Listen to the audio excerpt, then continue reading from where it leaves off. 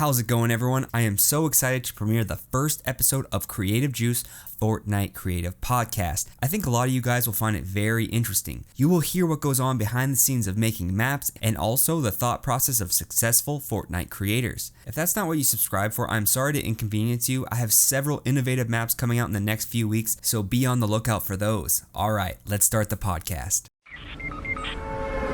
The most popular video game on the planet.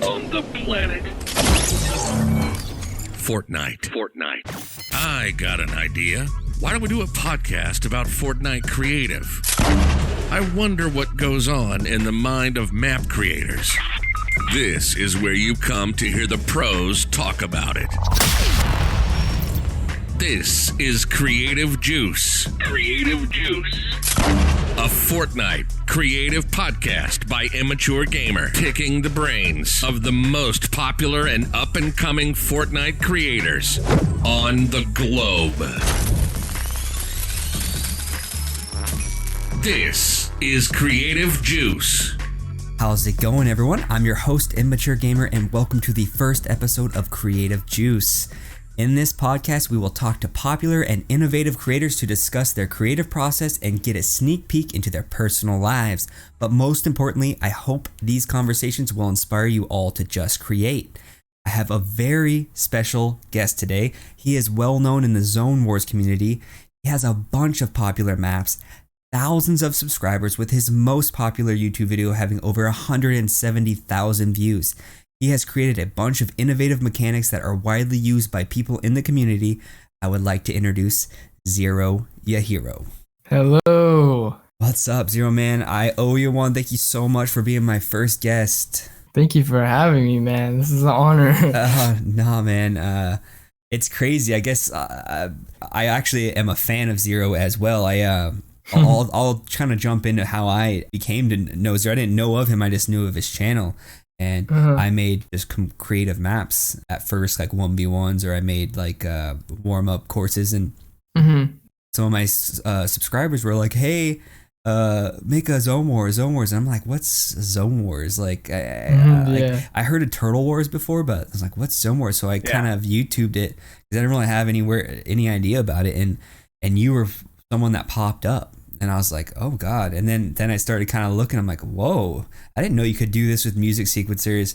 And you literally kind of blew my mind. And it almost, like, I was like, I don't want to make this map. This dude has way better map than what I'm going to be able to make. Like, he is way cooler. So anyway, that's actually like our background of Zero. And then I made my Zone Wars map, Stairway to Heaven, and I shouted him out because I used some of his ideas, and then we'd be kind of, from there we've kind of, I don't know, been kind of friends. So it's been kind of crazy, man. Yeah, it definitely has. And it's kind of weird how it's just been like, I just saw you in my comments and you were like, I just remember seeing you saying, yo, I have something to show you. And now it's like, we're here now, like good friends. And we both have successful channels. And yeah, I don't know. It just kind of just cool how that works out, how you can find people like that. It was crazy. Yeah. And he kind of mentioned, so when I first came up with the random loadout generator, the first iteration, not Pimment's edition, because he kind of helped me out, and some other YouTubers helped me out, I kind of reached out to them and said, hey man, I figured this new thing out.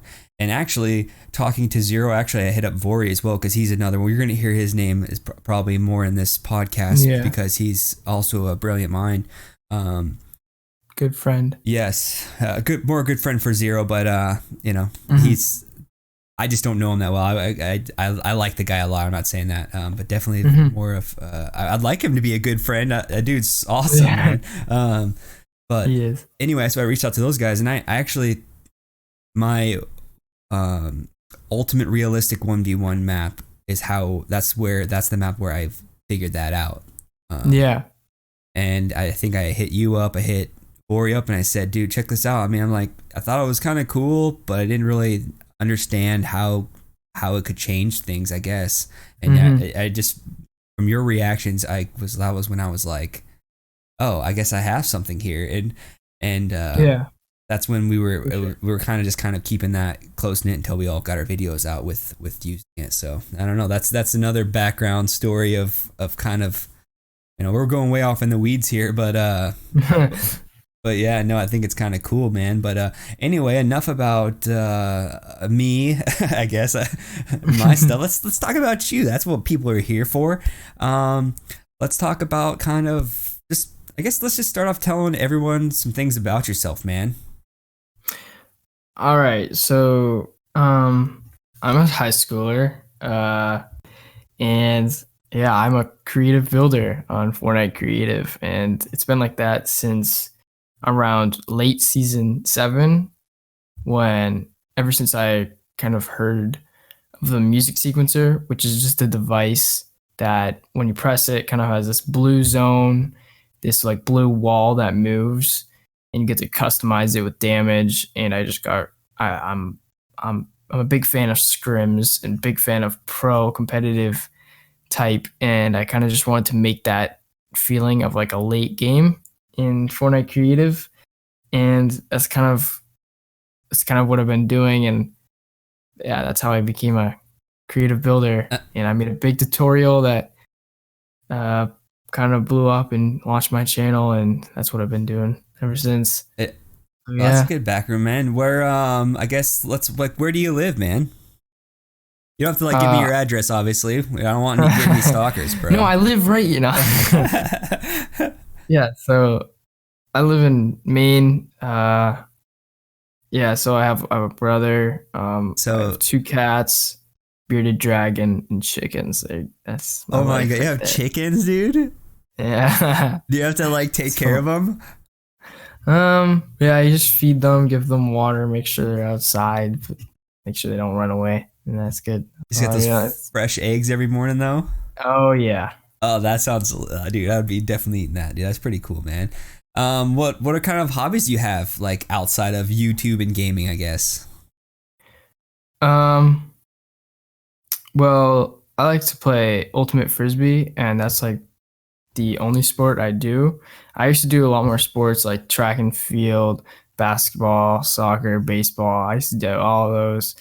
Um, and not recently, but maybe 3 years ago, I started playing ultimate frisbee, which is it's kind of like some of you don't know. It's like there's 2 end zones, kind of like football. You have to catch the disc in the end zone to score a point. There is no tackling, but it's you throw a disc, pass it, and it's just a really fast paced, and it's just a whole lot of fun. And that's what I've been doing a lot of my time, other than Fortnite Creative. Yeah, so yeah. No, that's cool, dude. That's definitely like pretty unique. I've played Ultimate Frisbee actually before. It is really fun. I think. Mhm. I don't know. You can make really sick plays. I feel like.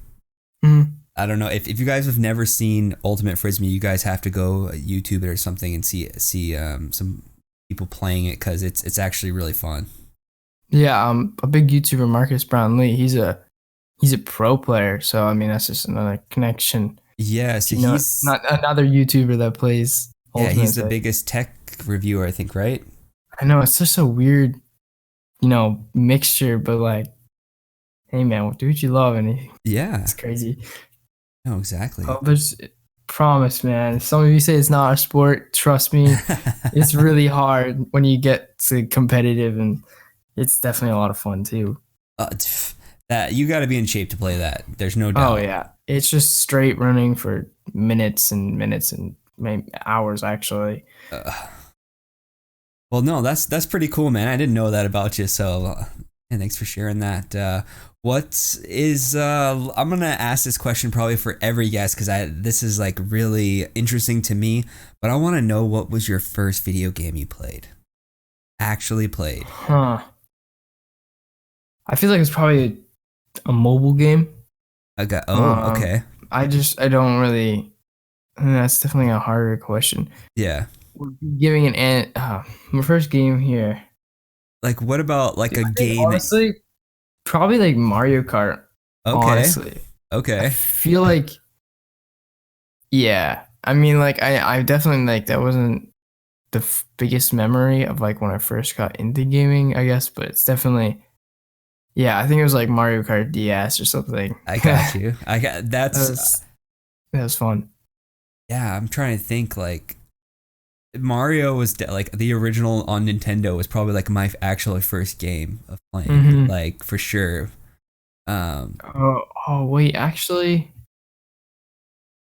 huh? It might have actually been Pokemon in the Game Boy because I had like Oh, someone gave me a Game Boy when I was really really little. I got you. Well, so that's kind of cool. I mean, I actually never I got into collecting Pokemon cards, but I never got into playing the game, which is really actually Pokemon. They had a Pokemon Snap game that I liked. It was for Nintendo 64.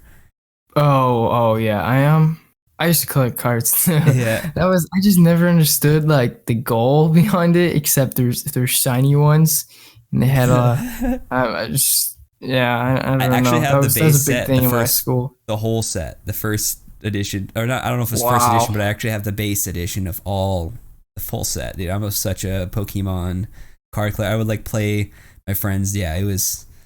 Yeah. I never Anyway, got we're that. getting way out of there. But what was like the first game that like got you addicted, where you had to like you could not Grind. stop thinking about it playing, like you wanted to go play it, all the time. Hmm.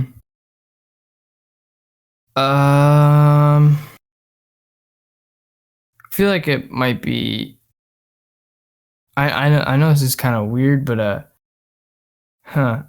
It was like either Black Ops 3 or GTA 5 because before I had a console, I went over to my friend's house and he had GTA 5 and I was like, I don't know, I've always like open world games where you can drive. I love driving in Yeah. games in open world, but not just being able to drive, being able to walk around too. And like fly and just see, like, that was definitely cool for me and I just like was like, yo, this is so cool. I want this. Then I got a console and I just played a lot of that. But I also did play. I don't know. It's either yeah, and yeah. I said GTA 5 for sure. Damn. Dang, man. I actually I played that game a little bit. It was super fun, but man, there was like no end to that game, I feel. Like to beat Yeah, that, I couldn't believe how big that game was. Like how that make like yeah. the map, Especially how online, it's crazy. They it, expanded a lot. it was mind blowing. It was a lot of fun. But I think I played like the third one. Like I think I even beat the third one. Can't remember. It wasn't like Vice. It was on PlayStation 2, I think. That's just how long ago it was. But yeah, I can't remember. Anyway, Oh yeah, I love those games for sure. yeah. It's just nice. Exploring. Those are fun. Those are fun games. Any games you gotta explore. That's cool. And yeah, so let's jump into like your YouTube channel, man. So I guess how'd you start up your channel? You have like any prior Um, knowledge beforehand? I mean, I feel like a lot of people watch YouTube. People Yeah. here who are watching this watch YouTube. It's just like common thing, and like gaming is such a big part of YouTube. I find it definitely one of the most enjoyable, other than like unique, separate content. And it's probably just the majority of YouTube, and in my eyes. So yeah, I never really wanted to make a gaming channel or a channel in general. But when Fortnite came around, a lot of things changed for a lot of people, I think.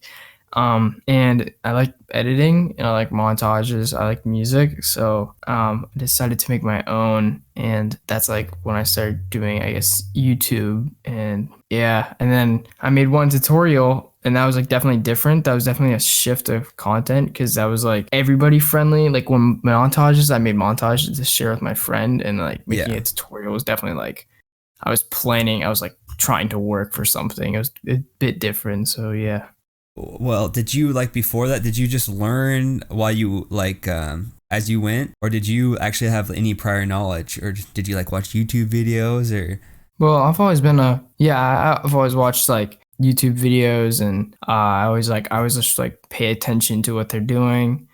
Big kind of like what I got from montages was, I mean, clearly some montages, as you know, like they sync up to music to do certain things, but I kind of just learned everything, the simple stuff, from like vloggers who use like mostly Casey Neistat. I used to be a Yeah. big fan of him. Huge And fan.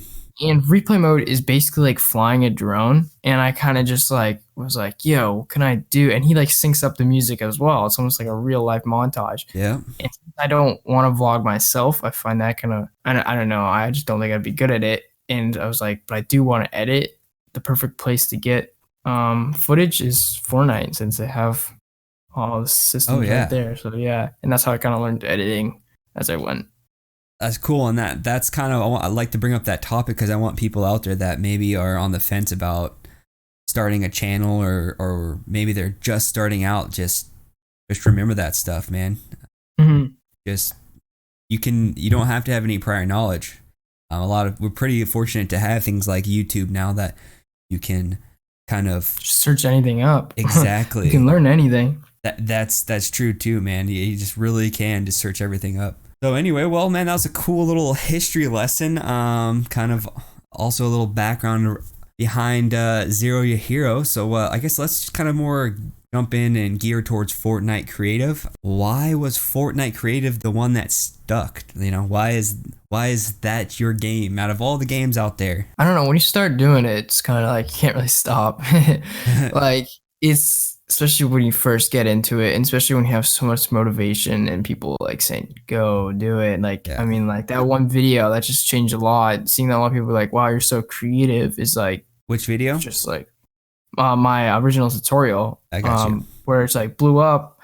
That was the first video that hit 1,000 views for me, and I was like 1,000 at the time. It still is a big number. So just reaching that number, I was like, wow, 1,000 people saw this. And then like that a week later, I got 1,000 subscribers from that video, and the video just kept going up. So yeah, so YouTube, I just like, sometimes I'm like, I don't want to do this, but then Fortnite, like since Epic is constant with the updates, and sometimes my brain just is like, wait, you can do this, you can do that. I get pulled back in, and yeah, it's got this different. You're able to do anything. You can't really do that in other games. It's just perfect.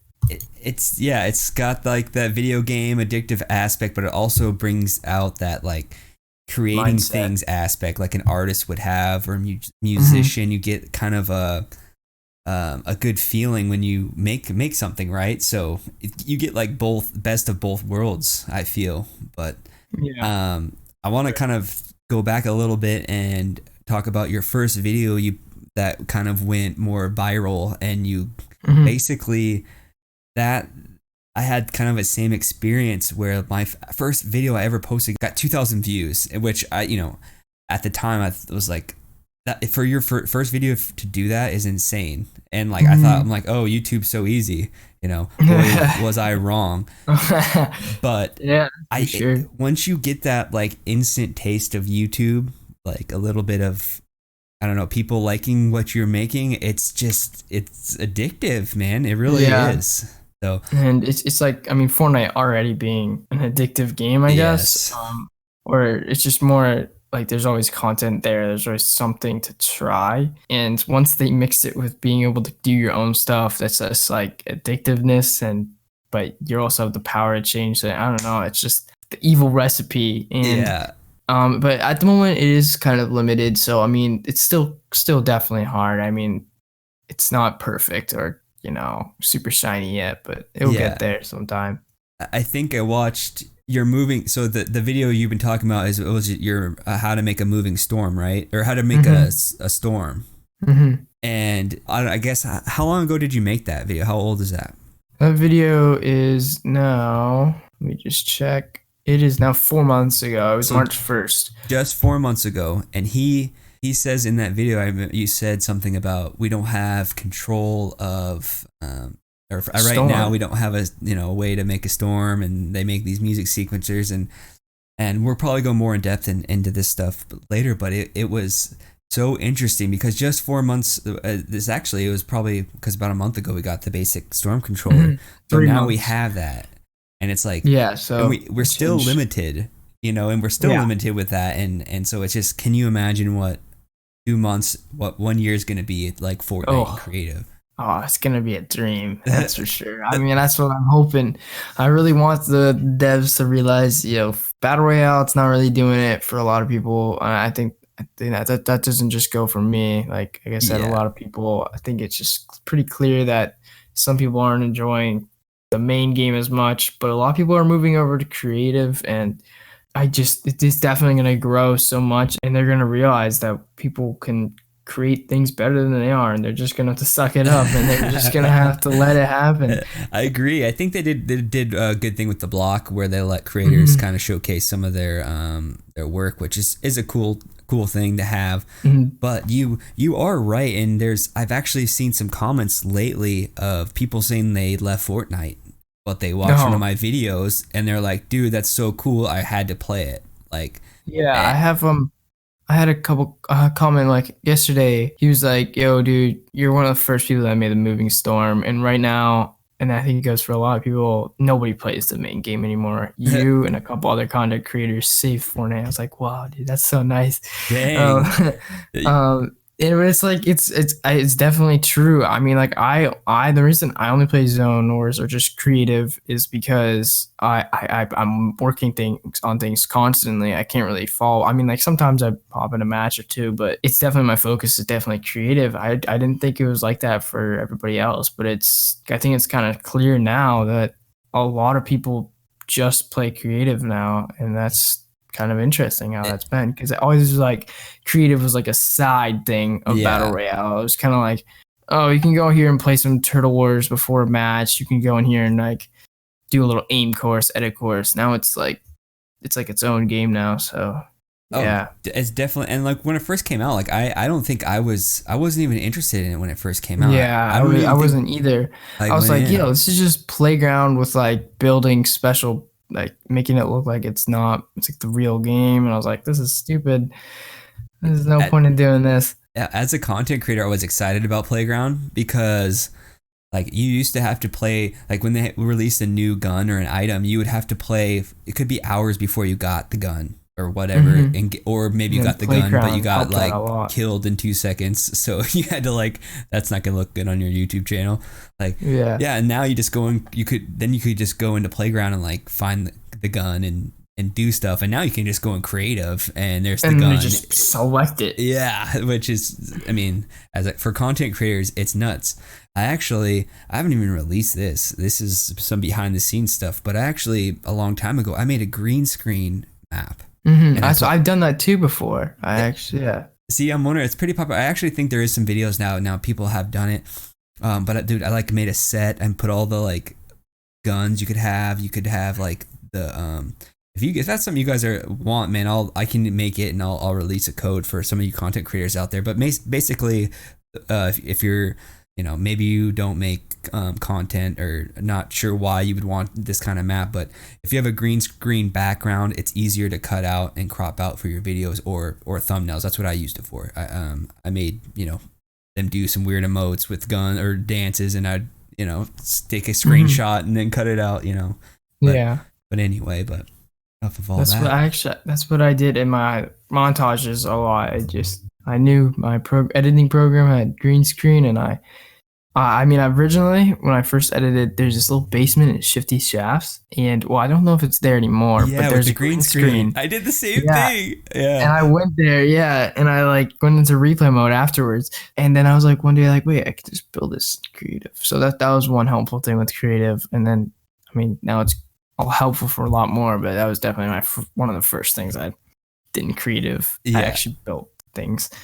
So yeah, that's so funny, man. I did the same thing, but I don't know, that's kind of going off in the weeds a little bit, but I don't know, it's just something creators would kind of relate to us, I guess. But all right, man, this is like the question I've been wanting to ask you, and I'm actually really excited for what you're gonna say here, man. When was your aha moment for you? Like, when did you know you figured out you created something big? I've definitely had multiple, so that's like but I'll number them off. So the first one is definitely being when I first like made a storm map. There's like the first kind of section was like, wait, I can use this. I guess that was kind of an aha, but then my aha was when I figured out the design to get it so it was a closing storm, when it like shrunk to the middle, I was like, aha, this looks realistic. This is it. This is it right here. This plays out nice. And that was one of the aha moments. And that's when my original tutorial. The next aha would definitely be the randomizer. So music sequencers would randomize the storm or randomize music sequencers. So they would kind of change the movement of the music sequencers to be different every game. That was another aha moment. It took just like streams of like the archives of just like literally hours of me inviting people saying I needed help, and we were just trying to make this randomizer using a shopping cart, trying to get it to like land different places each time to randomize like the direction of the storm. I feel like that might be a bit confusing. No, it's good. No, I mean, an aha moment. A lot of stuff that you create are very basic in a way until you keep creating and then you start kind of moving out of the box. So yeah, you're when you get to that more advanced stage, that's when I feel like you get that aha moment. Or did you even know what you had when you created it at first? The randomizer? Yeah, did you know it was going to be like, oh, this is cool. People are going to be like, oh yeah, that's insane. Or did you just create it? I don't even know. I was just like, yo, nobody else is doing this. Nobody else is actually thinking about this. Nobody's like, but at the same time, I thought it was going to be like, I don't know. I was just like, yo, I just got to do this. I just have to figure this out. And it seems so weird how it was so hard, because a game is like, when you play Battle Royale, it's all about RNG. And this is one thing that was like really hard to do. So it was an aha moment, mostly because it was so like, yes, finally did it. And nobody else really did. So yeah, and then I had an aha moment for when I figured out how to make a ticking storm in creative. So that was pretty cool, using music sequencers before the storm device actually came in. When I was in my notebook at school, and I was like, yo, I got this. I know how to make a ticking storm. And like, that was not possible at the time, because you could layer as many music sequencers as you want to get like a ticking effect, because how music sequencers work is they're just a damage wall. They're not like a storm. You touch it, you get damaged. Yeah. So I like figured out like this weird design. I was like, yo, this is it right here. And yeah, that was just a great aha moment. That was when I was like, oh my God. I actually saw when you like video, you guys and Vori as well, where he made a tutorial on it, and I literally was like, oh my God, that is insane. Like, this was before the basic storm controller that we have now that can do ticking storm. But they actually created it, and I don't know, you want to shout out a video so people can kind of I guess kind of steer go look at it for themselves, because it's actually something you need to see. Yeah, so here I'll send you a link to an unlisted video for some replay mode shots, and I'll send you the other one, the final version, to show just kind of how everything works. But so ticking, meaning it does damage per second. It's not like you touch something, you get the damage, and it's not like layered, like I said. So it's literally like after you walk past a certain point, the moving zone, you will get damaged every second in a certain way. So it's like actually like ticking. You made it real. Like before it was always like you can make a few layered zones to kind of try to recreate a storm, but it was literally, I don't know, it sucked. Let's just be honest, it wasn't that cool. And you never died to like that, because in most kill. Because that was one thing that everybody complained about. Yes. And that was one thing. I mean, like when zoners first became a thing, people were like, "Can you not make it elimination? Can you make it ticking?" And I was like, "That's not possible." And I just kept on saying that for a long time. But then eventually, at this certain point, people were like, they just didn't complain anymore because they're so used to it. And I'm like, wait, I mean, like, why not just? And when I had the idea, I'm like, well, people don't complain, but I'm sure they'd rather not. I'm sure they'd rather this now. So, and that was definitely a good aha moment right there. That was, But I knew it was innovation. no, dude, it was out of this world. And you were talking about, he'll send me some links, and I'll put them down. If you're watching this on YouTube, I'll put them in the description, and you guys can go check it out, because it's still cool today. Like it's I'm pretty sure the map is actually functional. It's functionable too now. Still, I mean, like, there's no reason you really want to play it. I mean, yeah. But it's kind of sad in one way. They kind of almost ruined what I worked so hard for, but at the same time, you had it cornered, man. You literally, like, you guys were on to something. Like, you were on to, like, that ticking. It could have been a whole future. Could have changed, but it just didn't have enough time. But that's all right.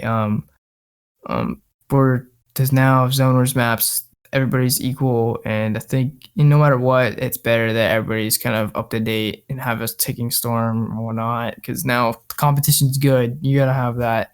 It helps everybody, helps the players. Definitely, and also when you have to put 100 music sequencers on a map, it was time consuming. And that it definitely did memory. Help. And the lag. Oh god. It was still, man. It was a brilliant idea, and I think that idea I saw that you had was one of the reasons we're talking right now, in the grand scheme of things, which is, it's pretty cool. But I guess another question I've really been wanting to ask, and I probably will ask every guest that comes on here, because this is the whole reasoning behind this podcast, because I kind of want to jump into creators' minds, because I don't know, maybe I'm selfish, but I want to know what your creative process looks like. Kind of, what do you think about before you create a map?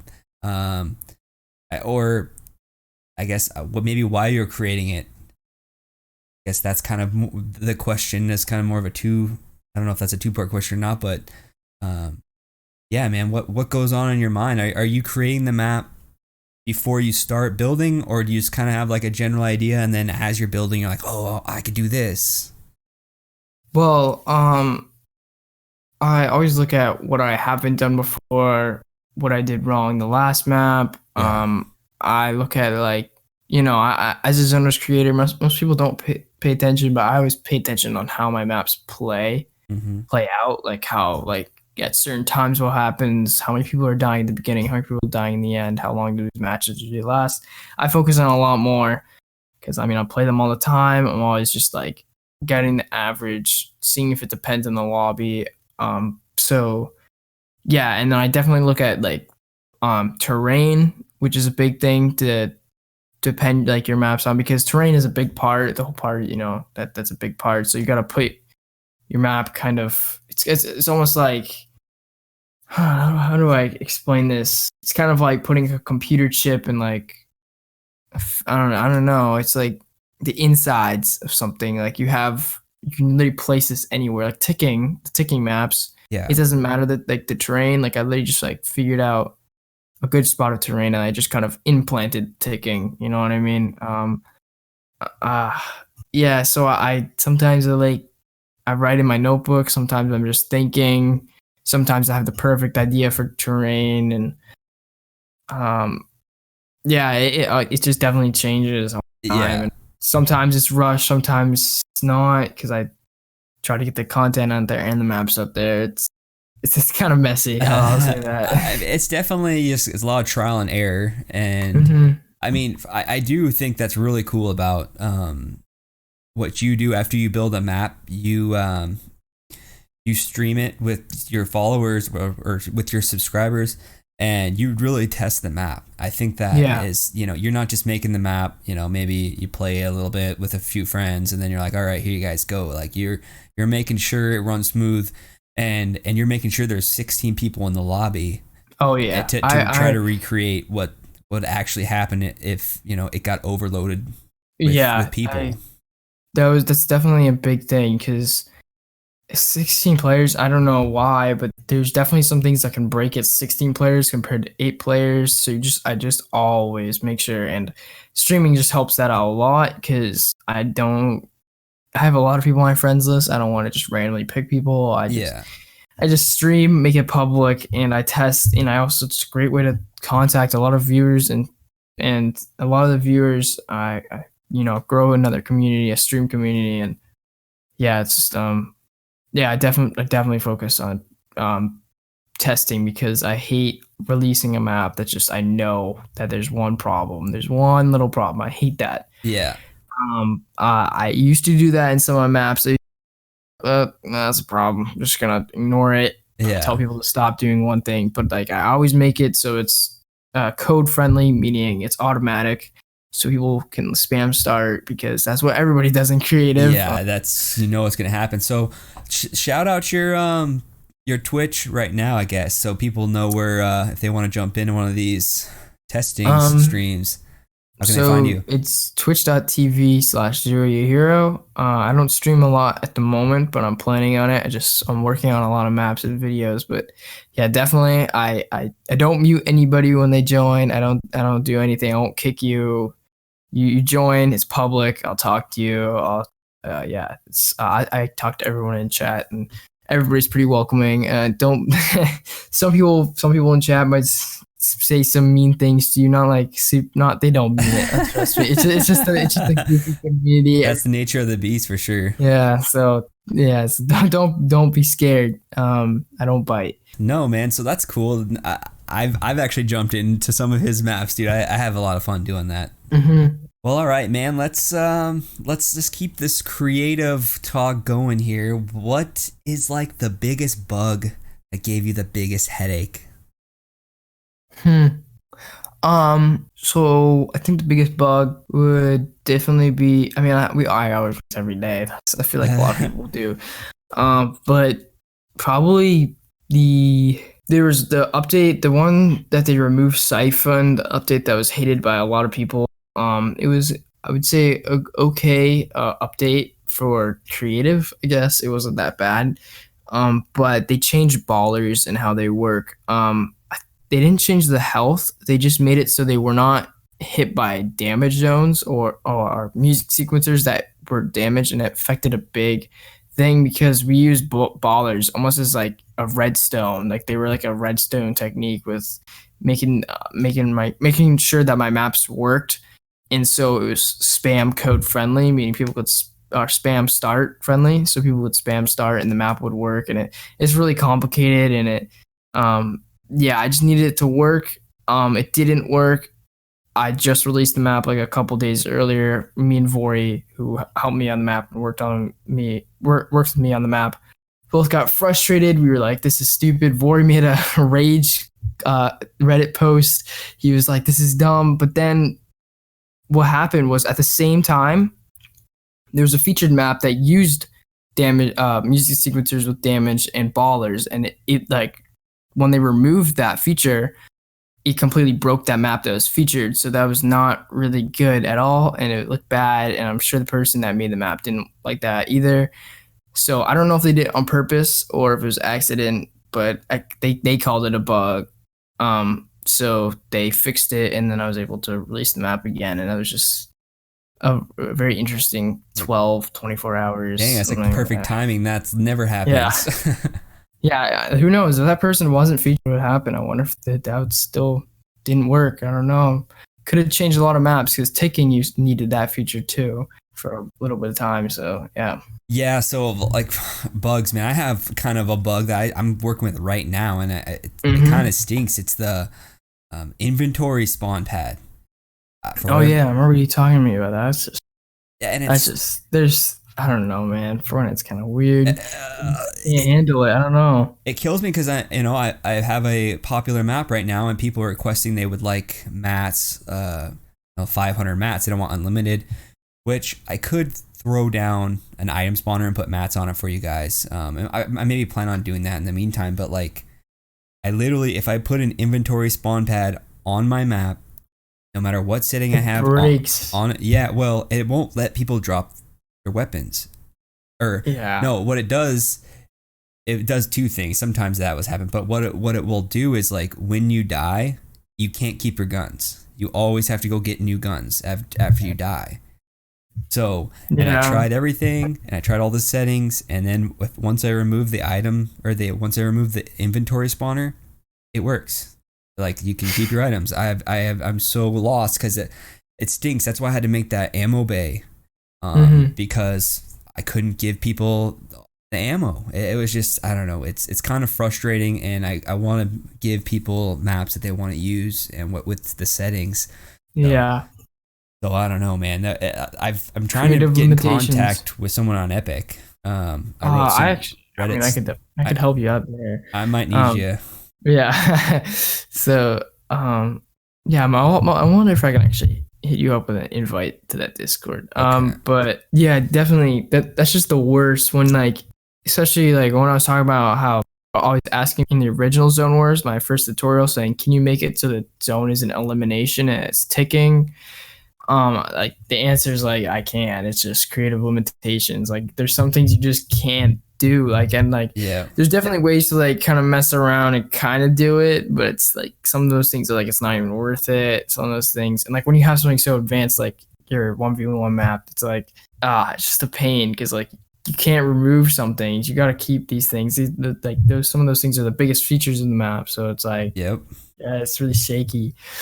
When it comes down to basic settings, people are just expecting that, and you can't do that. It's really frustrating, but it's like a sacrifice. It you can't is. do this because you got this. Yeah, exactly. That's just, I guess, being a map creator, you definitely have to figure out how to deal with bugs and workarounds. You know, can you count how many hours you've wasted trying to figure out a bug or workarounds? I can't. I can't. Yeah, that's for sure. There's definitely there's not just that, but I think what spends like the most time is just timings for things. Yeah. Like when you have to time for a specific thing to happen at a specific time, or when something happens, you have this other thing happen. That's where I spend the most time. Where it's like, oh, you gotta. That's the worst too. Because like how you did your like loadout thing, you had to make it so exact timing, or else it's gonna break, and like that's just a lot of work. It's a lot of work, dude. To make one loadout generator is actually, it's not that hard, but when you're making a Zone Wars with 16 of them, it can get pretty hairy, man. It takes a while, but it does. You have to keep testing, and you have to make sure it works, and then if it's not working, you gotta kind of go play around. Why isn't that working? This trigger, this music sequencer is supposed to do that. It's not doing it.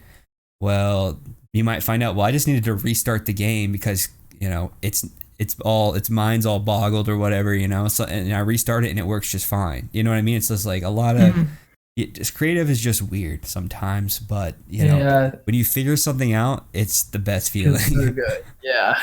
I mean, triggers, like, we only gotta be thankful though. I mean, like, some of these things aren't even possible without the things that Epic introduces, like triggers, because those have like unlocked a next generation of creative.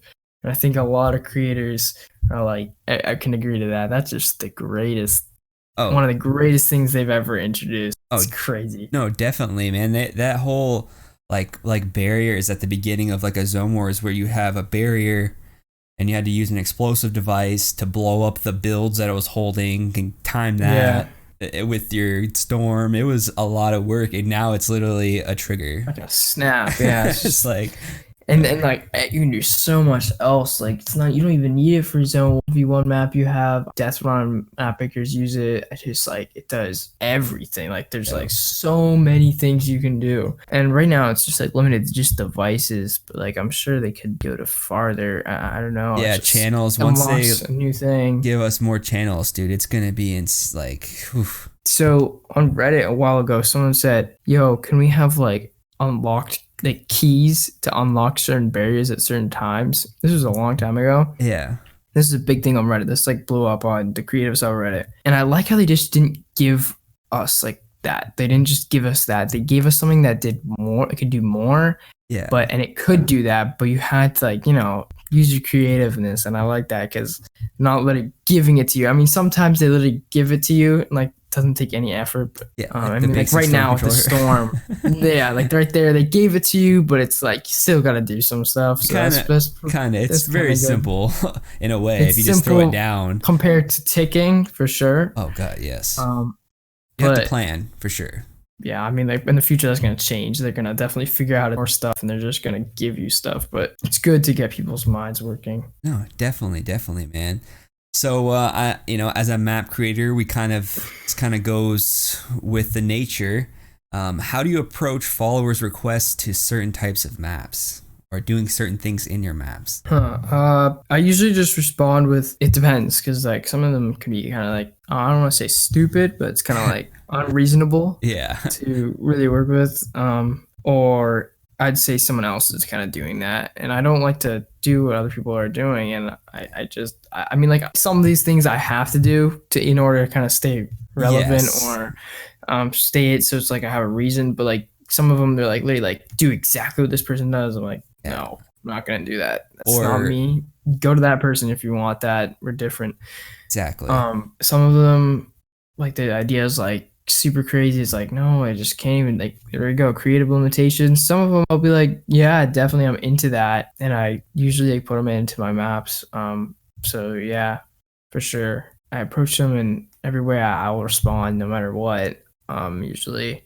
So yeah, that's if I get the notification for the comment. Yeah. Sometimes I don't. No, man, that's a good Yeah. that's a good answer for sure, dude. It's I don't know. I kind of just as any creator, if especially if you're in YouTube, it's something you're gonna have to deal with. And when you put in hours, days into building something, and someone just comes in and just tears it apart, it's I don't know. Yeah. It hurts, but That's one thing. Epic, what they do when they change things, that's I'm sure like you probably had this before, but they literally like change something, how something works, and then like breaks probably thousands of maps, and they don't. It seems like they don't care. They don't even when they should change things. They should definitely give an option or leave maps the same, and then give like the option to change or something, and like leave the old as default and the new as an option, and like. There's so many things that they just need like to figure that out for real, man. When they first came out with season 9, like yeah, they broke a lot. like I couldn't build anything new. I spent days fixing my old maps just to work. Yeah, And I still that's just like that's really frustrating. it really is. And like I don't know why they clearly able to add something and they're clearly able to keep it like it was able to work earlier unless they like literally have to change something with the server and the coding, then that's a different story. But majority of the time I doubt it. Yeah. I just yeah, like the how it is normally that should be default, and then if you're gonna change something, make that a second setting that people can option like because that's just the worst when just the map breaks and it's like oh my god, like I don't want to work on this map anymore. When you release a map, it should work always. It should like you shouldn't have to like move around for that stuff. Update the that's weapons. The one thing that Epic that I understand. But not like update your actual map. Like sometimes you have to like change a whole respawn area. You have to change how everything works. And that's just like why? Like I shouldn't be working like this. Well, that's not what I'm here for. Well, for that last update or the season 9 major creative update, like what they did and I just realized this, but like my force respawns weren't working. Because I was using I damage remember, volumes. the damage zones. Yes, and I just thought, okay, now they don't work like that. So, but really, what happens is because of the new triggering devices, is you actually have to have them disabled and then enabled once the game starts for them to work in that situation. Yeah, because it's super weird. And yeah, I understand like when there's a difference because like sometimes like. When there's like a needed change, like broken, I'll try my best to change it. But like you notice on Sandstorm how I had just a bomb blowing up the barriers, so like you can use a trigger now. Well, that was like one case where it's like if it ain't broken, like don't fix it. Like that's the thing. If but like, yeah, sometimes they don't. It's like it's literally broken, and you literally have to fix it when it was fine earlier. Which is like that's just like you go to sleep. I remember like seeing Donnie SC tweet this. He was like, "Oh, what do they do?" Like he's like, "My map was I went to sleep. No, my map was fine. Woke up and it broke." And that's because they made like a patch, like a small midnight patch to fix a bug, and like it broke his whole map. Like that's just the worst. Like you shouldn't.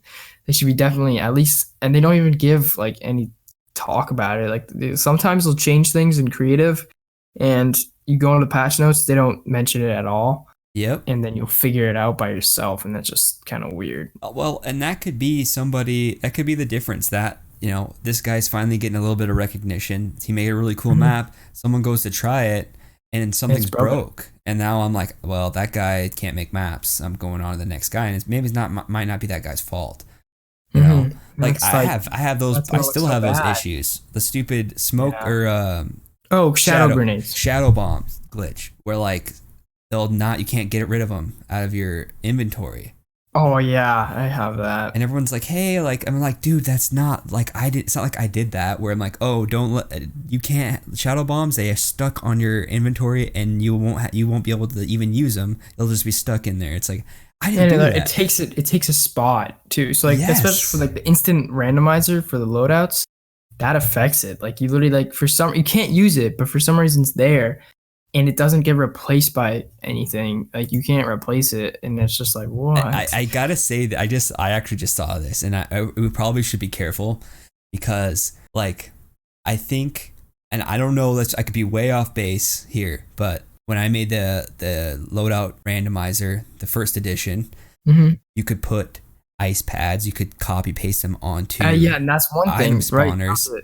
And you can't do that anymore. And dude, like what was happening is I don't know if any creators out there remember this, but you would place your item spawner down, and it would actually be placed like 2, and it would give you double the weapons in one spawn. It was like this glitch, and then you couldn't delete it. And so I'm wondering, like Epic saw that, they're like, the ice is the issue, so we're not gonna be able to put ice on this anymore. So they fixed that, and now obviously you can't do the there's workarounds. I made like a workaround for my random loadout randomizer, but obviously there's the Pimmit's edition version now, which is way better. So works fine. That doesn't even matter. But the whole point of that story was. They're going to find out that using a barrier to push items through a spawn is causing that glitch on the shadow bombs. And guess what? They're going to patch it. Yeah, so we kind of got to be careful. I'm pretty sure I can't get used to it. yeah, it'll be something. Who knows what's going to be next, And that's just like, another thing you mentioned how like copying, you used to be able to copy and paste ice on, like you used to be able to copy it. For some reason, they just removed that, and I know that it was affecting glitches, but like it was still kind of like what? Like you like ruined so many parts of a map, and like so many people, I'm sure, like maps before that were maybe even featured had like something like that, and they just don't even. So they actually you're grandfathered in though, yeah, that's true. So like they'll stay in your map if you already had it. I have a map where the spawns are actually way past where the building height, but since they were just already there. They didn't break or anything. They stayed there, but if I deleted them, I wouldn't be able to put them back. So that's me right now. People are wanting me to update one of my 1v1 realistic maps, and that's how I have ice on them, and like I can add new guns, but I will never be able to take guns off until they fix episodes, because they were literally gonna ruin the map. So I don't know. That's something kind of scary in a way. Frustrating. It is, especially when people want you to do something, and it's literally like, well, I'm gonna ruin the map if I do that. It won't be playable. And there's thought I've been thinking about for a while. The day that they make a storm where you can shift, like where it can do literally everything, yes, is just gonna make so many maps. Maybe not broken, but useless. Like they're literally like no one's gonna play them anymore. Everyone's gonna play this new generation. What's gonna be like? That's kind of frustrating. Like one way, like it's like wow, you just kind of like that's what I'm saying. They just gave it to them right there. I don't know. That's kind of. I see what you're saying. It's like one thing they're going to add into the game where it's literally going to disable everyone's maps that are really cool or they work really hard for.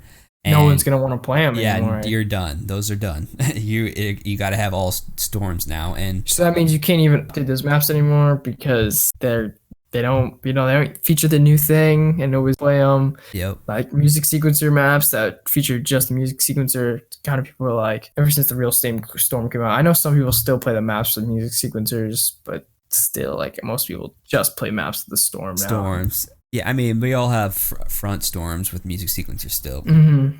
But like just solely music sequencers, gone. Yep. That's gonna happen for a lot of the maps that are out right now. But adapt. That's it, man. That's what I mean, it is. I'm literally thinking about like I need to make a map where it's ready to go. So like literally once they give us that, I'm gonna throw those in there and I'm gonna post and people can start playing. Like I'm literally already been thinking of that. Like I need to be ready. That's what I did a while ago. On my older account, I didn't do this, but I was gonna like create a miniature BR, and I was just gonna wait for the storm device to come out, and then I would put it in. Yeah, I'm sure some people did that, or that's just definitely a good idea. Thinking ahead, preparing a map for something just so you can add one thing and then be able to release. Because once you have something out before a lot of other people, it's really a lot of people are gonna catch on to it, and people are like, "Whoa, this has got some quality." Especially if you got time, just like work on it for like time for a whole time, and then like it may be like months away, but when it does come, or your map's basically done when it's there and like really good map. No, that and just or future proof your maps. Like that's something everyone should be thinking about right now. Any map you make, having a backup plan. Yeah, think about, okay, I'll make it this way for now, it'll work, but like what am I going to do if they implement this? You know, that also brings up a point that I feel, and I don't know, we all know this has happened actually, that some creators actually get like new tools before everyone else. You know what I mean? They've actually let some creators get the fries. I'm on that. Yeah, and it's like that's one when especially when you're talking about, you know, people that make maps and that could generate, maybe some people make a living off this. You know what I mean? That's like that's not. It should give everyone a fair chance. You know, and like I'm wondering, we all know YouTubers that have like the next day they got like a bang in map with the new feature, and we're like, how that didn't happen in 15 hours? No way. Exactly. And no matter the help, like it's just like it was definitely like planned. It's like, how did he know? I mean, like then again, he could have been like preparing for something, but like it's something. It's like usually like it's literally just meant for one thing that was super specific. That's And then the next thing you see that it gets featured. So it's like, I think it's good that they're allowing this to happen, but it's also kind of like, what if someone else had that same idea, but now they can't do it anymore because someone already had. They had 30 days to think about it. They had like, or however long to think about it, and so it's not really. I don't know. It's just not. I don't think that should. I think there should be a competition. I think I talked to Sealage about this. But it should be like a competition to get like the best one. Like who can do this in the next 2 days? Make the best map with this new feature. Yes. Go. And then they win a feature, and that'd be like really cool, and that'd be great for the community. It would be fair for everybody. That would be and like cool. People that they're usually helping out to like feature these maps are already really big, and like it's fine. Like I'm not like saying, oh, you're a terrible person. Epic reached out to you. You're terrible. Yeah. It's like, we're not firing any shots. It's mostly Epic's thing on their part. Yeah. We'll see in future. That definitely could happen. I mean, people don't get featured normally. People do make maps and then Epic afterwards reaches out to them. So. I feel like I've noticed some things about, I mean, we'll just say Scissors, and you know, I have no ill will towards this guy, and he's very creative, obviously, and has a massive following. But I feel like some people are upset because every time he makes his death run, it's instantly featured, you know. Yeah, and I think it's unfair. Yeah, I mean, like, I have a friend, I'm not going to say names, but I'd say very talented death run maker. And he makes insane maps. Actually, I'll just say his name. I mean, I'll ask him afterwards if he wants it bleeped out or anything. Okay. But, Jesper Garin, he makes, like, really insane detailed maps with, like, insane, like, hard levels, and like it's super creative. He does like things that are like not the like basic trap jump, you know. It's like he does like the crazy, like makes it perfect. Scissors Death Run, he like his OG one got like featured recently, like out for no reason, while like there's so many new maps out there. Like it's like his could have got featured, but instead it's like one of Scissors' old one. Like I don't know. I think that's just kind of weird. It's I get on Epic's side. I understand. I mean, they know that is going to generate a bunch of buzz and bring people in, and so as on a business standpoint, I understand it. So you can't knock them, but on a level of fairness, I don't know. I mean, the dude did pioneer, death runs. I mean, I guess I don't know. I guess maybe I'm talking out of turn. I don't know much of the death run scene, so maybe he didn't pioneer it. I guess it probably shouldn't say that, but well, he definitely he put it on the map. He really just did make it like one of the biggest things. Yeah. He just definitely popularized it. I'll say that. He was maybe not the probably maybe not the first guy, and who knows, maybe like that's something I want to make sure I do on this podcast as well, as there's so many creators and there's so many people that did things first, or they claim they did things first, and it's really hard to give everyone credit. And so I try my best. I'm gonna try my best to do that. So sorry if you if that ever comes up in these episodes. I apologize, and let me know, and I'll try to do more research. And that's another thing I'm going to be doing as well. The more we do these, the more we'll learn about people that actually were the original people that created things. Which is very fascinating to me. So I know we kind of got off a little topic there, but I just want to make sure people get their credit that is due. Because that's a really important part, because if no credit can affect a lot, and especially it sucks when someone doesn't give credit and then they get so much attention for something as like, and you just know that it was probably yours. That's the worst. Yes. I'm sure it's happened to like a lot of people out there, and it's like, it's crazy that how much it can change, and like how demotivating it can be too. It really can. Because imagine someone not getting like, yo, wait, this is my idea, and then that's like the worst. Like they don't want to hear that, and like people can doubt. And there's definitely the times though where like you make something very similar and someone else makes something also super similar, and it can be kind of sketchy, but it's also just like you guys just had the same idea. I had that with Vori. That's how we met. He really said, he commented on my map. He said, "Cool map, but it would be nice if you gave credit." I was like, "What? I don't even know this guy." And and he's just like, "Yeah, you check my video." I'm like, "What?" And so I checked his video, and I was like, "Oh, okay." And basically just the zone, like the music sequencers move the same way. He had it like, it was like how I use random storms is they went to there's a 4-side zone, damage zone, that closed into like a middle. It didn't close all the way, and randomly selected a corner to bounce through. It's like a square arena. Yeah. So he had like the same exact thing. It was much larger. It wasn't automatic, meaning like the way I had it was random, like it was literally randomized. You just like you shot a shopping cart, and eventually it just became, you just start game and it became randomized. It picked itself. It picked the own zone. He had it so someone actually had to pick the zone that was like gonna be next. I got you. But so yeah, I was like, yo, dude, I was like live streaming. People were like saying, "Shut up, dude," because it's like, I wouldn't say the peak, but I was definitely like starting to get a lot of attention at the time. You were like, "Yo, dude, you're wrong," and then he's like, "Yo, dude, I'm sorry, my bad." And then like the next night, he invited me, like, "Yo, I have this idea." I'm like, "Okay." And then we started working on a map and worked on so many maps with him after that, and we became like really good friends.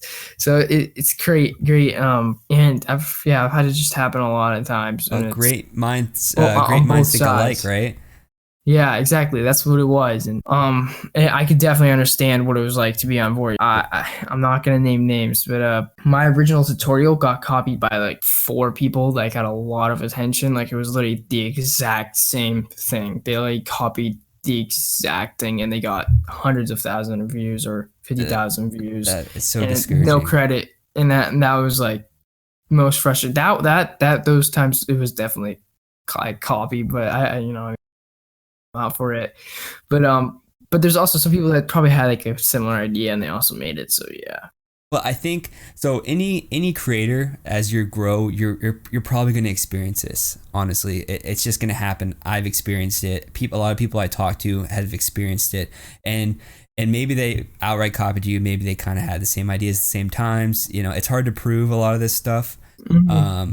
But I feel as my principle, I will try my best to give the person credit when due, because it's kind of a karma thing in my eyes. Yeah. And, you know, it's definitely something you have to think about when you're map creating, and don't let it discourage you. Okay. It's going to happen. If you made something great, someone else used it, didn't give you credit, you know, that guy's popular, you're going to say, I created that. No one's going to believe you because people, for whatever reason, think the more popular guy created it, obviously. But I will say this, that if that happens to you, that means you're on to something. That means you're on the right track. That means you are there. You know what I mean? Yeah, so just if they like what the popular guy's doing, then that means they like what you're doing. Don't let it ruin your creative process. Just use it as ammunition and use it as fuel. For sure. And keep on going. And keep going. Like, honestly, just got to move on to the next thing. Like, or advance it to the next level to like where it's insane. So it's like yours is even better than that. So, because if you created it, you're gonna know the ins and out of it, and you're gonna be able to adapt it and make it maybe even better. A lot of things that happens in creative where you make something that's really cool, and someone sees it and they're like, you know, they'll do something and it's like, oh damn it, why did I do that?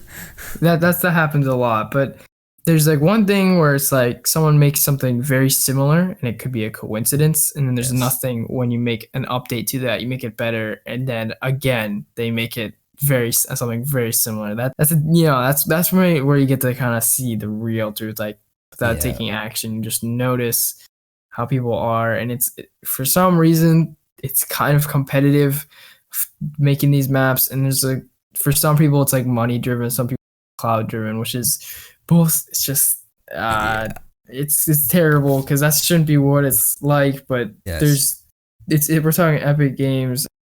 It's such a big game, and like when you're got such a big following and such a big view of something, it gets competitive. And there's, like I said, competitive, like being competition is good, but sometimes it's not good competition. Sometimes it's like very, not friendly, and that's you don't really want that. Just if you do copy someone, just give them credit. That's all. I guess let's end off here. Just make sure you're good. Just be a good person. Give that person a little credit, because let's be honest. If this guy's making really good stuff, he's gonna grow too, and he'll remember that. And you might need help from him one day. So you just gotta be nice to everybody, and you'll be respected by the whole community. That's true, man. It's true, brother. So let's just move on here. We kind of talked about that for a little bit. That was a good conversation, man. Let's talk about clout, because that's that kind of drives some people, and it drives, there's always that a little bit that in everybody, and it's just kind of fun to know. But who is your favorite Fortnite creator? I think I'm gonna go with someone who just like continues to amaze me. It's just like every time, like I don't know what they're doing. I'm like, this is crazy. This is like next level. I did not expect this. That could be you too. I definitely for you. Whenever you invite me, and I'm like, okay, what do you got this time? And I'm like expecting like a small improvement, and it's just like the biggest like improvement. It's like completely next level. I'm like, whoa, but it's actually like that's one creator I talked about, Jesper Guerin. Okay. He is insanely creative, and he just has insane detail. Like he makes almost like art like maps. Like it's like makes sculptures out of like these small pieces. And it's like, what? And a guy I met on Discord or whatever, he like messaged me saying, yo, this guy wants to learn how to make Zone Wars. Can you help him out? And I didn't see the message for a long time. And then so when I did, I'm like, oh, okay. So I hit him up. So like, yo, what do you need help with? And he's just like, oh, I'm actually good now. I'm like, okay. And I just assumed he made like a really simple map, because like Deathrun creators, there's a Deathrun creator called JDuth who made like Zone Wars, and it was just like a straight line, how like maps are usually. Yeah. But what he did was he made a random storm. I made a random storm thing, and I was like, "What? This is crazy." I was like, "Did he use my random Ah. own system with zombies?" It had 25 different random options, and it was like it was like big island. It was insanely detailed, and I was just like, "What?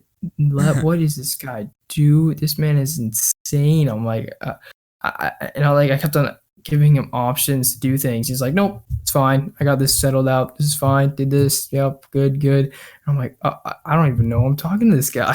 Like, this guy's that's just people who continue to amaze me and stop like away from like don't do the same thing over and over again. I love those people. No, The greatest creators. no, me too, man. So like that guy reached out to you. Well, a friend on Discord. So he's like, "Yo, yeah." He said he wanted your help to make his Zone Wars because the guy who reached out was like, he found my channel for Zone Wars and he invited me to a Discord, a Death Run Discord, and Jesper Gan was also in that Discord. And I got you. so yeah, so that happened. No, so that's a good feeling though. You know what I mean? When you especially when a Fortnite creator that you look up to, reaches out to you, that's like, dang. I have an insane amount of appreciation for people that like can make things aesthetically pleasing, that are like basically artists within creative.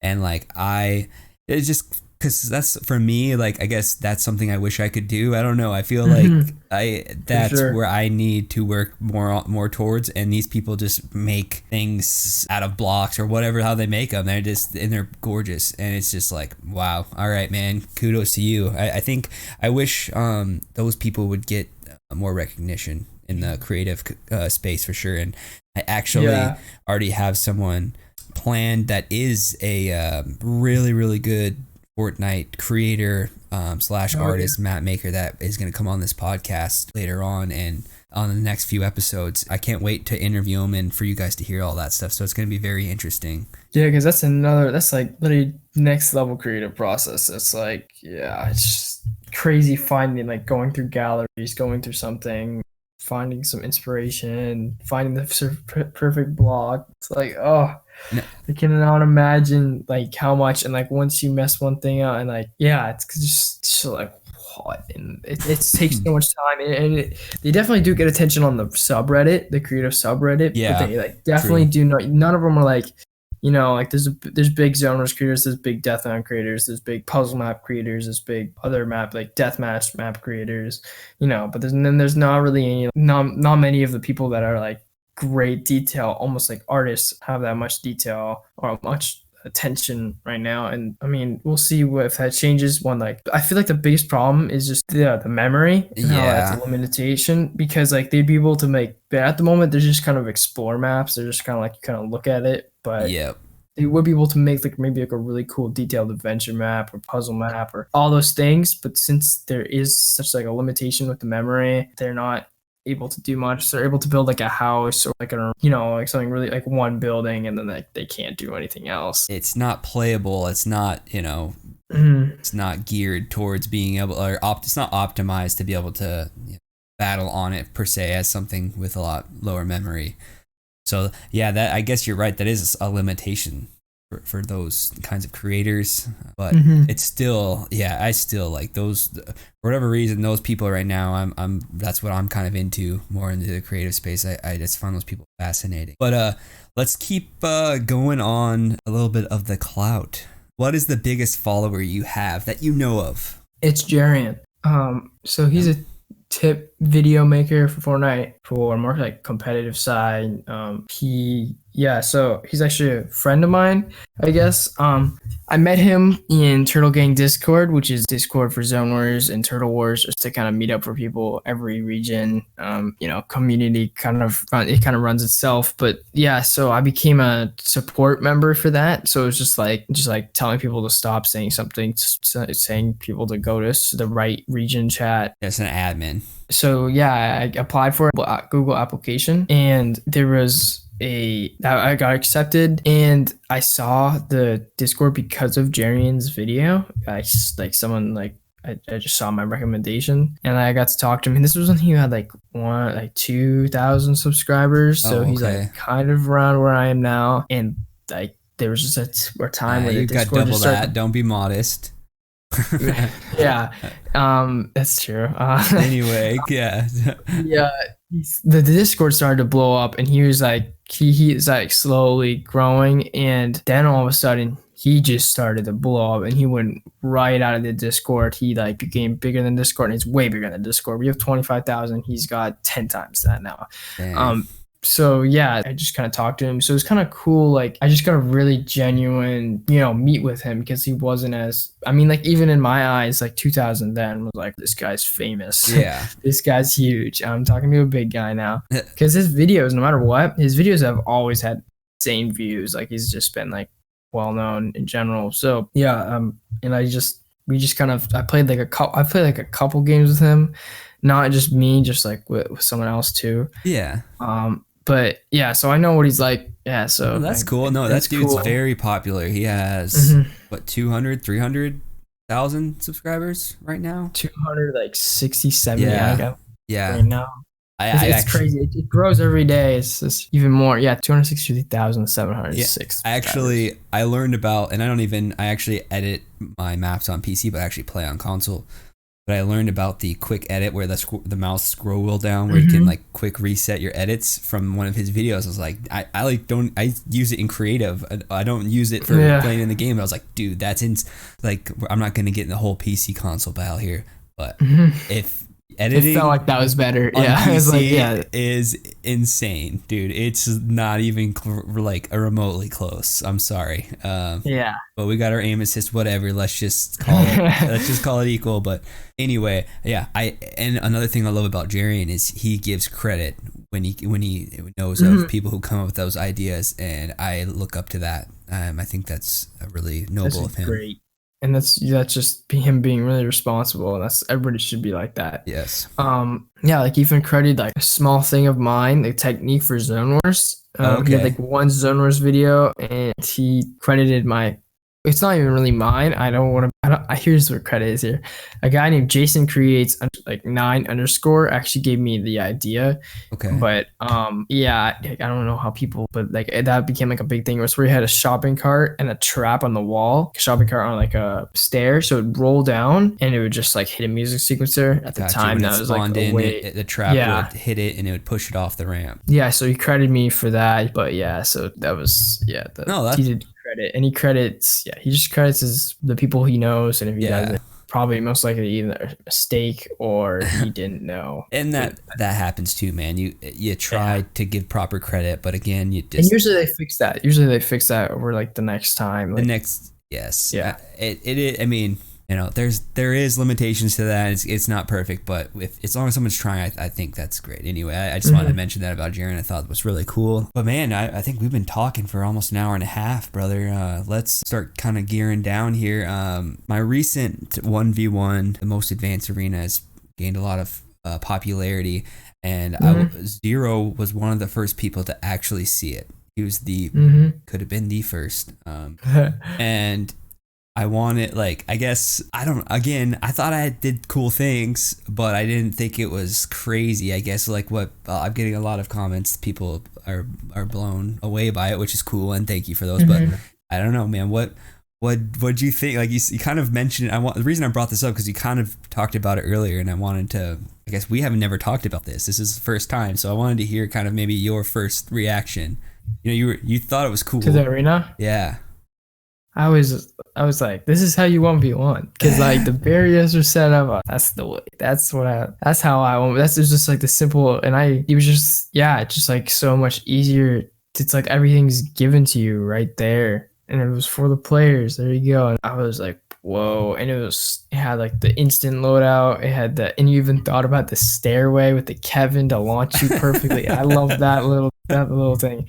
And I was like, one time, I don't play much, but one time I was like, yo, I just kind of want 1v1. We played the 1v1 map with a couple of people, and it was so much faster just to jump in the box, and like they just like timer one, doot, and you just went and you just go. And it was like, perfect. It was definitely, I enjoyed it. I think a lot of other people to join, and it's definitely great for people who don't even like to 1v1. Definitely can get better because it's just so convenient. Yeah, definitely. I don't know, man. I don't 1v1 honestly either. I've yeah, as you probably know, when You just make the shoes. we make yes, man. We're map creators, dude, and I get every time I put gameplay and I get roasted, and I'm just like, gosh, I'm just like, Yeah, it's funny because like thieves, thieves told me like we're just like playing like zone where it's just like, yo, every time I see Immature's 90s, I just want to cry. It's like really funny, dude. It's like, I mean, the thing is that's not the important part, but it's just like, oh, Dude, I don't play, man. Like I haven't played in a month. Like realistically, I enjoy playing the game. That's how I fell in love. I fell in love with Fortnite, and then I went to creative. But I used to be good. Now I stink. Whatever. It is what it is. I still love playing, but yeah, at 1v1s though, those are the best ways to get better. And it wasn't too much. You could look at one of my videos not too long ago. I was doing like 180s for my ramps, dude. It was I really got roasted when I did 180s. So you had to. I bet you did. You learn just to get it, so you wouldn't get roasted. I learned because I was one guy at the time when I was trying to get better at the game I played. He was really good at Fortnite. Incredible. I don't know why the heck he wanted to play with me, but he was kind of taught me how to do the 90s like better. And dude, because he would beat me every time to the top, so I had to obviously to try to compete. You had to learn the power. Learn it, and that's the best way. And honestly, it's that this game you learn bad habits and you keep doing it, and it's really hard to get those like ingrained out of your mind. So like I don't know, that was a tough one, learning new 90s when you're used to when a year doing 180s or doing certain things. It's tough. And I also like, honestly, if I was being real, I need to mess around with like sensitivity. I need to figure all that out. But again, I don't have time. I literally don't have the time. I'm gonna make it maps, and I probably won't have me doing any gameplay. Is what's gonna happen. I see what you mean. I mean, you should always have. That's what I do. I'm not a big fan of my own gameplay, so I usually just try to fill up a lot of someone else's gameplay or replay mode shots. Sometimes if I play the map a lot, like, and I have a lot of clips or just popped off one night, I'll include those. But because I'm not the greatest player either. No, I like on controller. I feel like I can after I play it, if I play a day or two, on controller and I play other people on controller, I'll be all right. I feel like I can sometimes be okay, but when I throw in like people on PC, it's not. I'm embarrassed. But yeah, because everybody else on PC is insane. Yes. But I don't know, man. It's fun, dude. I know. I think so. I kind of let's kind of segue into this. I want to do like a part 2 of the podcast where it's kind of more like a behind the map segment where each guest, we're gonna go into one of their maps and we're just gonna talk about it. Just kind of go over one of their their one map that they love the most, or the one map that is very popular. Recent. Or even the recent one. That's yeah. And we'll just go over it, kind of go through their creative process, and I'll actually put that on my YouTube channel for you to see it. So that is coming down the road. Zero will be the first. Behind the map, dude. Yeah.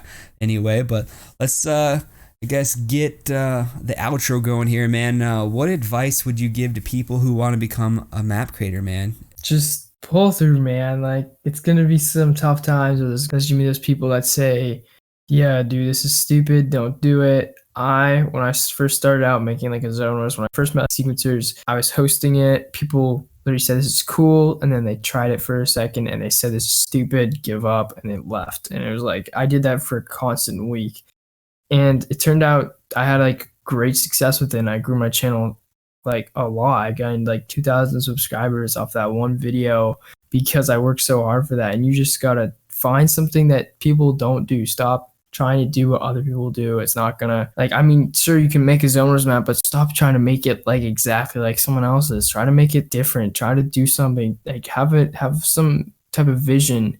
Innovate. Innovate where it's like, oh, this can be different, this can work. And if it doesn't work the way you want it, just like still release it. Or change it, but like, you just gotta try things. And That's what people love on the creative Reddit, they subreddit, or just in people in like general. They don't love when people copy and do the same exact thing over and over and over. Someone does something different. That's the whole point. That's why it's called Fortnite creative. That's why it's being creative. And yeah, sure, you can get inspired by some people, but don't like we said, if you copy someone, give them credit. But yeah, try to do your own thing. And I just promise that you're gonna get success one way or the other. It's gonna happen. Oh, definitely, definitely. And I think you brought up a good point that just be original. But if you don't have that, creative juice at that time, yeah, go ahead and copy or mimic someone's map, make it kind of something your own. And in that process, maybe you will find something unique or different. But just create, man. If you guys are wanting to do it, you just got to start. It's super fun and rewarding. And if you guys are just starting, stick with it, and your map will It's only pop. gonna get better. Yes, and eventually you'll get the recognition you deserve. One thing, I'm gonna ask myself a question, I guess. Or one thing I'm seeing a lot recently is a lot of like sub for sub, a lot of follow me, follow you, and I kind of, it's more of a public service announcement. And you guys, you need to stay away from that if you guys are trying to grow a YouTube channel in general. Because how the algorithm works is when you post a video, your subscribers, how much they watch, it kind of throws in the algorithm how much YouTube will promote your video. Okay. If you have all these subscribers that aren't clicking your video, or maybe watching 2 seconds because they're a beauty channel and they just wanted a subscriber, they don't care about watching your stuff, it's really hurting you. So just keep that in mind. Something to think about. Any new aspiring YouTubers. I don't really know how to fit that into the podcast, but this episode, but I just kind of wanted to get that out there for some people that are just starting. That being a map creator and being a YouTuber are 2 separate things, but we're kind of in the space of both. So I figured I'd hit both audiences that maybe could be listening to this. Yeah, but you'll learn that the algorithm is a bad word. Bad word, because it's definitely painful, and it's when it sometimes punishes you, but like I said, if you got something that's people like, it's unique, no matter what, it's still gonna get success. Because like the algorithm can be annoying sometimes, it's not gonna promote stuff, but if you just like keep on believing and like keep on working on it and keep on uploading, as much as it's really frustrating where you keep on uploading and nothing seems to happen, you're gonna go somewhere sometime. It's just gonna happen. You're just gonna have it will. It took me 3 years. Yeah, even if it's like slow, like it doesn't matter. You're still gonna get there, and like it's just gonna feel good in the end. It is too. And I think also it helps you if you made a map and a video and the first time you post it blows up. I don't think you're going to be prepared to handle keeping maybe those subscribers or those followers or keeping up at that pace, like an overnight you gotta success. adapt. Yes, because that's what happened when if you check my channel, which is youtube.com/ZeroYaHero. You don't and links will be in the if description. You don't want to, but you can see that I had like a schedule of like 1 month.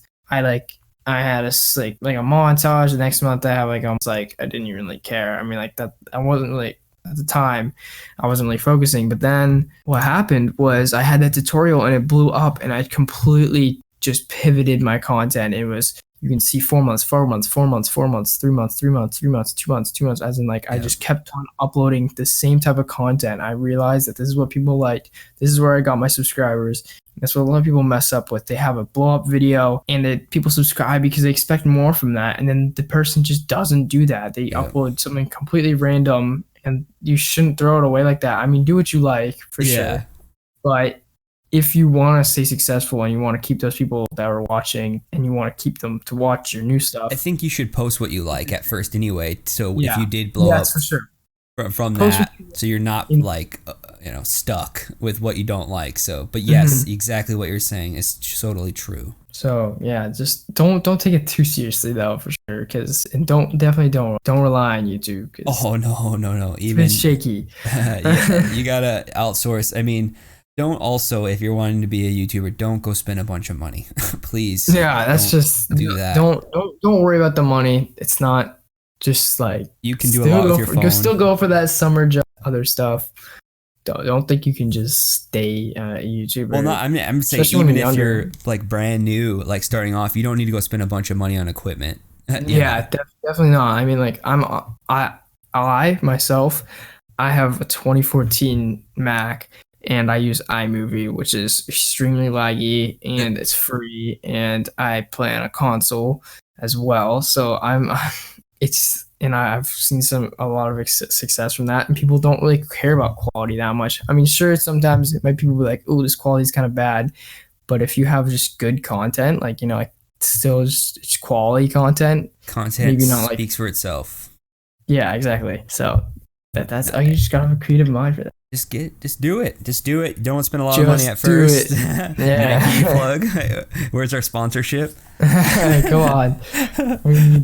No, it's just I encourage people who want to start doing YouTube. Please do not spend the least amount of money you can at first. Just make sure it's something you want to do, and then if you see growth or see success, maybe upgrade. But upgrade where things you need to. Don't for sure. Be careful. But anyway, I have a few final questions before we end this podcast off, man. I this one I'm actually really interested in. I want to know this because this question is what sets really successful map creators apart, and knowing these things. And what are some of the biggest mistakes you see people make while creating? The biggest mistakes is kind of almost lying to your community, saying things that aren't true just to get them to focus on you. Some people do that. Clickbait, basically. Clickbait. You kind of sometimes you kind of have to, especially if the algorithm's not doing it for you. It's like you got something good, then it's part of the business. You're not lying. Like don't worry about it, like the ego. If it has a bit of ego or whatever, just make sure you're not lying. But so don't lie. Definitely don't like let the ego take care of you, because if it does, you're not gonna go anywhere with that, because people aren't gonna like that. And once somebody blows up, you're still gonna have your ego, but you're just gonna look like an idiot. So yeah, and like I said, just don't keep on doing, and that's one of the biggest mistakes. Stop doing what literally everybody else is doing. Stop doing like exactly how somebody else is making. Make something yourself. Like you gotta stop, like especially when people ask for tutorials for stuff. When I make tutorials, usually I make it like the basic, like one basic part of it, because I expect people to kind of branch out from that. They learn how to do one of the things and then they make their complete own design. You gotta stop trying to really replicate what someone made, because most of the people that have these maps, they have a code for them. The code's there for a reason. Don't try to replicate the map. I don't think you should. Just instead ask the person to add something, but if you had a tutorial to learn how to do a specific part, I understand that. But yeah, just try to branch out. Stop trying to do exactly. Just be inspired. Take inspiration from people and then make it hopefully something into your own. That I think you'll see growth from that for sure. So anyway, Zero, what's your plans for the future, dude? My plans for the future is right now I'm on the road to 4,000 subscribers. I'm like 100-ish away, and I'm trying to grow my Twitch as well. So yeah, I'm trying to have like a kind of separating them in a way. I will be playing only zoners probably on the Twitch, but like trying to separate the community. I don't want to. That sounds bad. I just want to like give different atmospheres both. But yeah, I'll be continuing to make Zone Wars, even though sometimes I get drained. Epic's always there to update something. I always have something in my brain, and I'll probably be making Zone Wars for a long time. But don't just expect Zone Wars. I'll definitely, when I have a good idea, when I have something that's different, I'll definitely go out there and make it. Yeah. I promise I won't really, I try not to disappoint anybody. Like Vertical Zone Wars, that was something different, but yeah, so don't always expect just basic. And that map was awesome, I think. I mean, it's still a Zone Wars concept in a way, but it's incredible. It's different. Dude, explain real quick, plug that. I think a lot of listeners would love to play that map, honestly. I think it's very different and creative.